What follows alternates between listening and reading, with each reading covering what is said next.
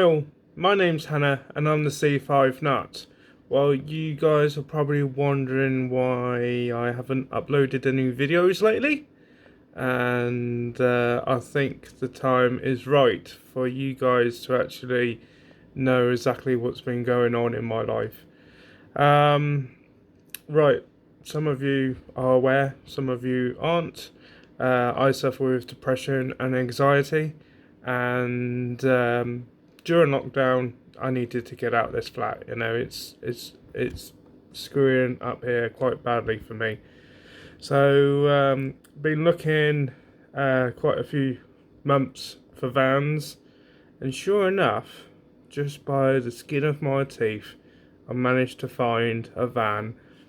It's a 2005 Fiat Ducato. It's a high top, long wheelbase van, and well, basically, this van, when it came to me, it was green as you want to go green.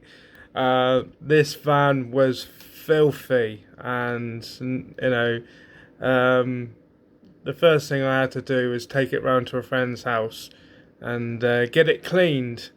And as you can see by this picture just here, I just put in, just for a bit of fun, I just put in high, using a pressure washer, but that green was all over the van. I mean, this van has been sitting around for quite some time.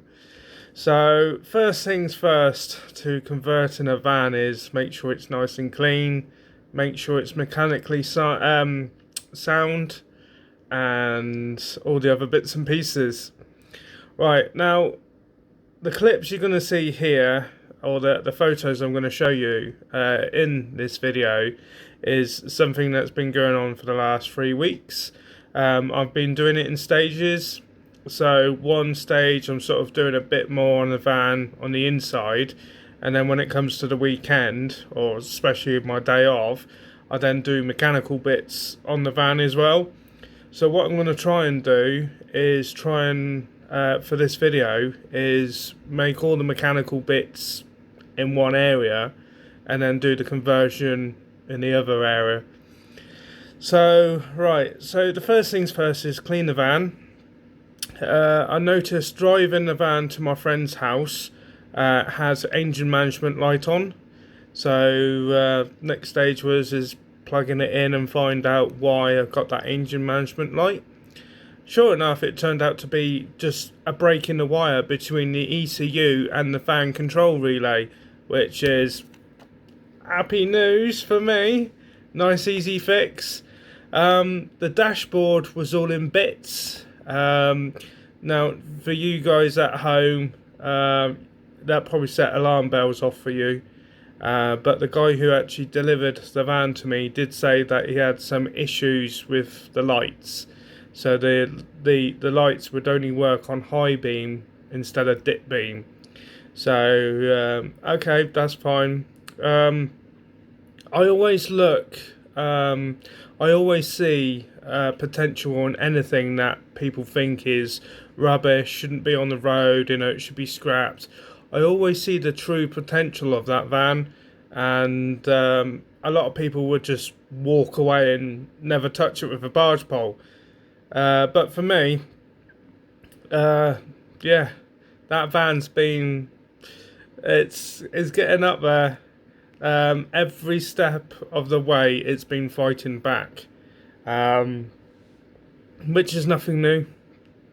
I seem to get all the weird vehicles, but yeah. So engine management light, sorted that out. Rebuild the dashboard, sorted that out. I had to put all of the panels all back together, and it turns out that the reason why the dashboard was all in bits was the guys was trying to work out why it had no lights on it at all. I did my research and found out it was a common fault with the indicator stalk. So change the indicator stalk and replace a fuse, and hey presto, we've got lights. So yeah, so that's another thing I had to do. The other thing was when I got the van, the battery was dead flat, so I ended up putting a new battery in. Also, it decided on one particular cold morning that there was a slight puddle underneath the van. So I'll show you a little picture just about here of what I woken up to. And it turns out that the day before, which was me pressure washing the van, I got too close to the radiator and ended up putting a hole in it. Yes, that's what we do, people. When we use pressure washers, we get too close to our radiators and punch a hole in it. But I think, in my defence, I think the radiator was on its way out. So, yeah, it was just one of them things that had to be done. So what I'm going to do is hopefully re-erect that. That's it. Right, so I'm sort of doing this video at the same time as watching, like, you know, the photos that I'm trying to put together with this. I did have quite a few videos of the van. Unfortunately, something happened. The file never recovered, all that crap. I'm not really good with technology. I guess you could probably work that one out. So the next thing was welding. Now these vans are notorious under the inner wheel arch for roughly where the brake pipes are. They're notorious for corrosion in that area, and nothing new. Yeah, bloody great big hole. So here's a couple of pictures of me sort of putting a new plate in there. I've welded the plate. Oh god, my back's playing me up. I welded up the plate and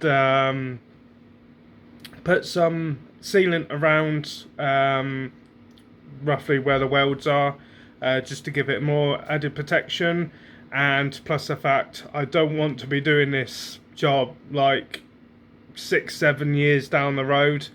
There was quite a few other patches that somebody had previously done, but already the rust has started to eat at the new metal. So by me putting the sealant around on the welds, it sort of gives it added protection. No damp will get in there and all that stuff. Once I've done that, I then decided to undercoat the stone chip both wheel arches. Again, that's just more protection. I'm planning on doing a lot of parking near the beaches and stuff like that. So, what can I say? Yeah, it needs to be fully protected. Once the van is on the road, and after a couple of weeks, or better still, we'll just get this winter over and done with, I will be having the whole van stone chipped underneath, so every nook and cranny is going to get stone chip on it. Again, it's just added protection from rust and all this stuff. Right, now my back's still not right. Even just sitting like this, it's driving me nuts. Right, okay, so we've done the welding. We've done quite a few other bits and pieces, lights and stuff. At this point, the van is ready for its MOT. It's currently booked in with Peugeot. You're probably wondering why Peugeot. Number one, Halfords, my local Halfords, can't do my van. I did book it in with them a couple of weeks ago, and they said, "Oh, sorry, madam, we can't do your van. It's too big." Okay, so where's the nearest garage who can do Class 7s? Peugeot. Now, the company I currently work for, we've got a special partnership with Peugeot, and they do all MOTs and servicing. So they're going to come to my work to pick up my van, take it away for its MOT, and fingers crossed it passes. I mean, I bloody hope so, because I spent near enough every single day, even when I do my day job, to come home and then spend about 3-4 hours trying to do the van. So yeah, I've put in quite a lot of hours in it already. Right, moving on. So basically, the layout is basically I've got a double bed in the back, which is partitioned from the back doors. So when you actually open up the back doors, you don't see the bed at all. You just see a wall with big storage space underneath, which is going to be my garage. And plus the fact it's just more installation, trying to keep like a slightly smaller area warm compared with other parts of the van. And then followed by my kitchen, which is a really big kitchen. What can I say? Looking at tops and everything else, kitchen tops, they're very in price, but the one thing that I have noticed is the weight. Now, in a van, you have to sort of, depending on what it is, anything like kitchen tops needs to be quite lightweight. You don't want too much heavy stuff in the van because it's just going to weigh it down. So what I've ended up doing is building the bed and part of the kitchen structure out of 4x2, and then got some, I think it was 6mm ply board, which was then the tabletop, and I've got some vinyl stuff which you just stick on right over the top of the ply, and to be honest, it's actually done itself quite well. It actually came out a lot better than I thought it would. Right, so I've got, as you can see in this photo, basically, obviously the kitchen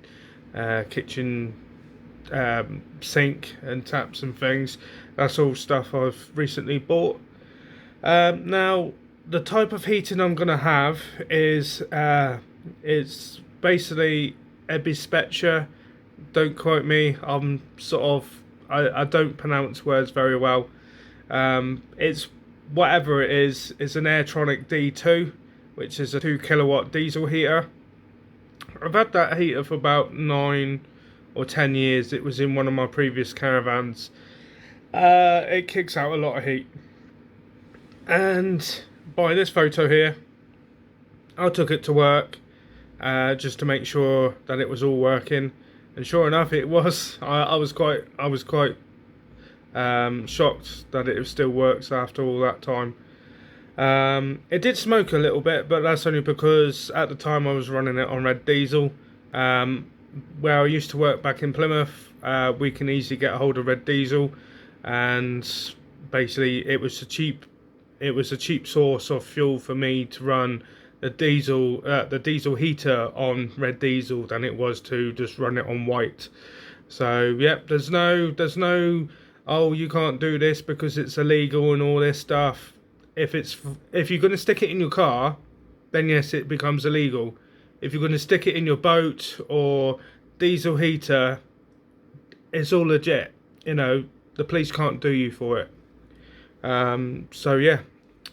But obviously I now moved to Hampshire, and there's very few places that I know of that do red diesel. So when it's in my van, it's going to be running on white diesel, which is slightly more expensive, but it is what it is. It's still cheaper. But anyway, right.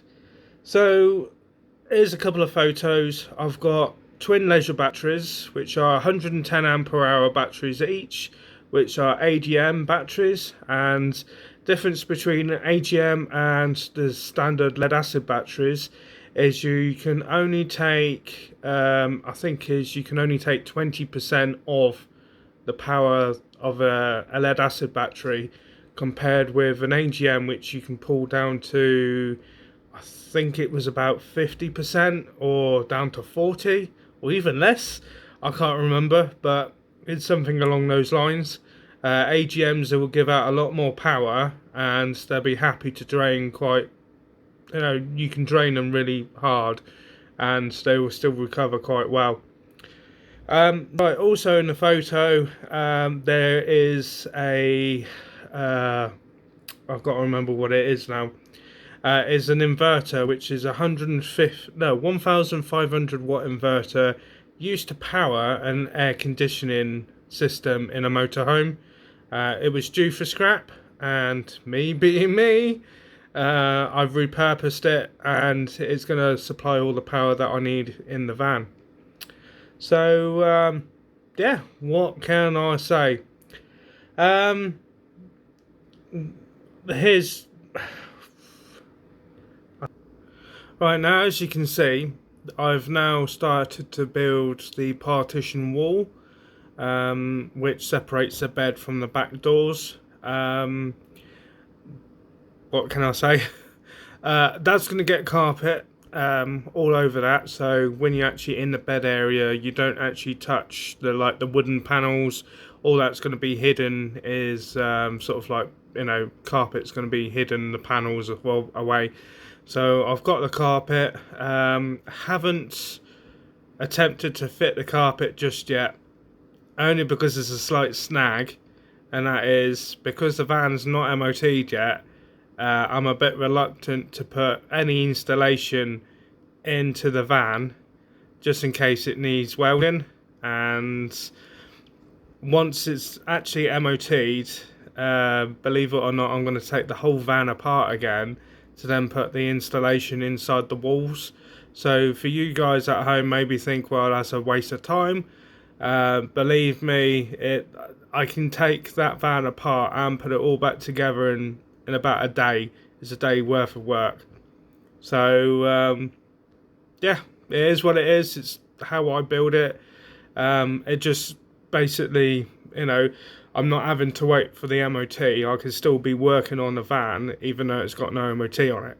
So yeah, by doing it in stages, it keeps me occupied, and basically if I don't like something, I can always change it at a later date. So it's a win-win situation. Right, lastly, there was some damage done to the front bonnet. It was driving me nuts. Yeah, it was. I can't stand like paint flickering off like the bodywork. I know it's a van, it's got a couple of dents here and scratches there and all that stuff, but the one thing that was driving me like really nuts was that bonnet. The bonnet had some stupid sticker on it which I took off with the pressure washer, but it left quite some damage. So I just sanded it all down and just took a can of primer and resprayed the bonnet and primer. Basically, my plans for next year are to get the van resprayed, and it's going to be in some flashy new colours. Well, guys, I'm going to leave it here. This is only, well, it was meant to be a short video, which is now sort of like 20 minutes long. Awfully sorry, but I haven't done a video in quite some time, so this is a first of many videos, really. If you are interested in this sort of thing with like building vans and stuff, just send me a message and I will see what I can do for you about maybe uploading some more videos. Well, guys, if you like what you see right now, please give us a thumbs up. If you haven't already, please subscribe. The more you subscribe, and also the more you share my channels, helps the channel to grow. And whatever you're up to, please stay safe, and I'll see you next time.